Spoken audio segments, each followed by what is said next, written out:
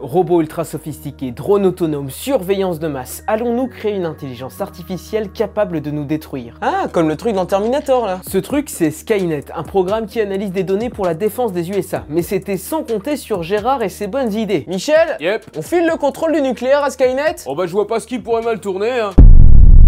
Mais tout ça c'est de la fiction, ça peut pas se produire dans la réalité. Et bien pour citer le général américain John Murray, l'humain n'aura pas d'autre choix que de donner plus d'autonomie à la machine pour assurer sa propre défense. Bon là on est clairement sur du Terminator puissance 1000, et chez Boston Dynamics, pour fabriquer du Schwarzy, on avance bien. Je te présente Atlas, un robot humanoïde fan de la série The Office et acrobate expert.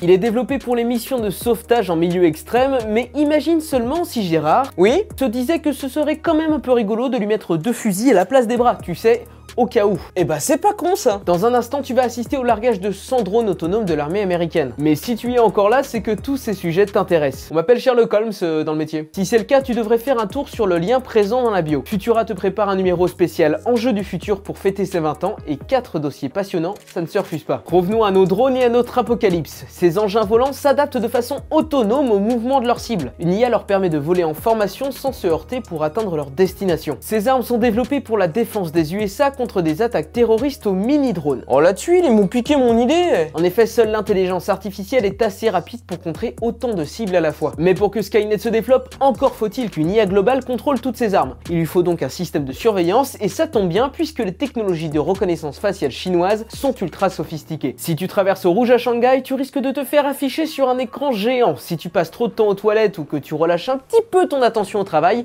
une IA prévient ton supérieur. Pour les foules, il existe même un modèle de super caméra intelligente. Avec ses 500 mégapixels, elle permet d'identifier n'importe quel visage parmi des milliers de personnes. Flippant, hein? Eh ben on peut lui dire merci. Ah non, si ça fait pas boum, c'est pas moi. Tout cela couplé avec une IA capable de lire sur les lèvres, comme celle que développe Google, DeepMind, et on s'imagine très facilement le scénario catastrophe. Et pourtant aujourd'hui, créer une IA consciente est toujours impossible. Tous les programmes dont je vous ai parlé sont des IA faibles, développés par des humains pour accomplir une tâche précise. Et puis, une véritable intelligence artificielle capable d'évoluer à une vitesse incroyable nous considérerait peut-être comme des primates vivant dans un monde physique sans intérêt. Pourquoi nous détruirait-elle finalement? Non, ce qui m'inquiète plus pour l'instant, c'est l'humain qui utilise ces programmes. Donc Terminator, en réalité, ça serait plutôt lui. Elles sont vachement bien ces lunettes là. Pour en découvrir plus sur les enjeux scientifiques du futur, clique sur le lien dans la bio. Futura y prépare un projet spécial, son tout premier magazine papier en 20 ans d'existence. Tu peux participer à la création de cette édition et être tenu au courant de son avancement en te préinscrivant depuis le lien. Sur ce, je te laisse, il faut que j'aille mettre un petit bout de papier sur ma webcam moi.